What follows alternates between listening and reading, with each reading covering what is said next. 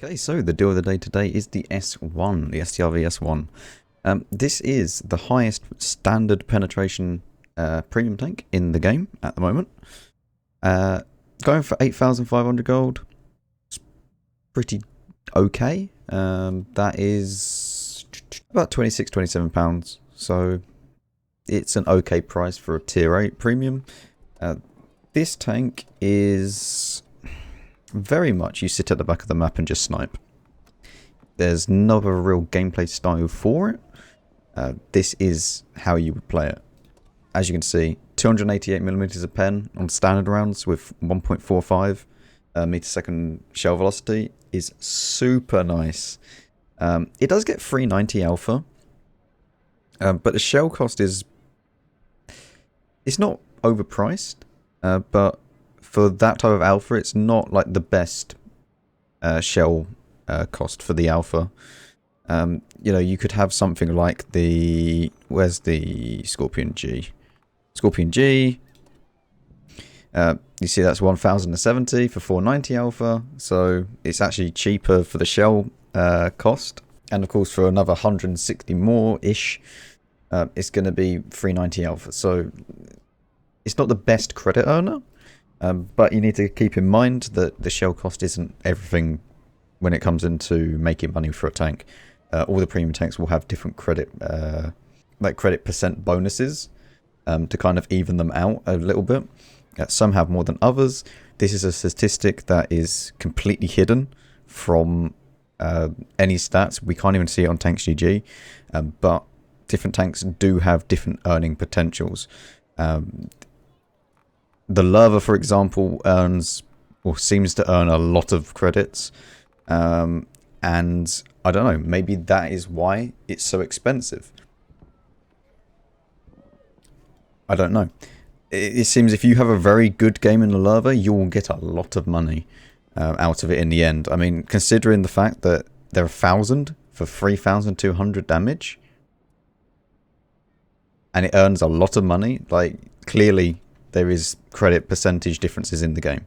And Wargaming have even said that, because I remember when the FV 4202 got changed, they actually made an update and they said increase the credit potential earnings for the FV 4202. So there is a credit percentage for each different premium tank in the game. So just keep that in mind. The shell cost isn't everything. But overall, this tank, it is pretty decent, to be honest. It is one of the best free-to-play tanks, right?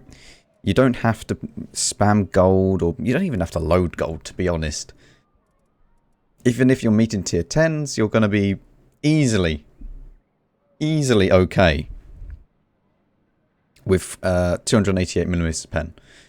Premium rounds aren't great, but they're there, I guess. I use these to actually knock down trees rather than actually shooting at people. That's why I load 4. I can then, you know, knock down some trees, make sure I get some bushes going, and then I can build my little nest to go and snipe people with it. So, yeah, that's what I'd recommend you do with that. It's a good-looking tank as well. I do like this tank. I should play it more often, but in the current meta, this is the biggest issue with the STRV S1. In the current meta, with how things are, this tank doesn't fit. It just doesn't. With all of these 15-2 games and, you know, 3-minute games, this tank cannot keep up the majority of the time. And that's the same thing for all of the Swedish line. It's just, when you get into position, you're there, and if you get the opponents that are going to sit in front of you and you can farm them, great, right? You're going to have a good game. However, if you go to the wrong flank, or you go and try and be aggressive, you need to remember that all of these can just easily be overmatched with heat, as long as you have a high enough caliber gun. All of this is just easily overmatched with heat. Pretty much every single tier 8 tank that you'll meet that has heat is going to go straight through this.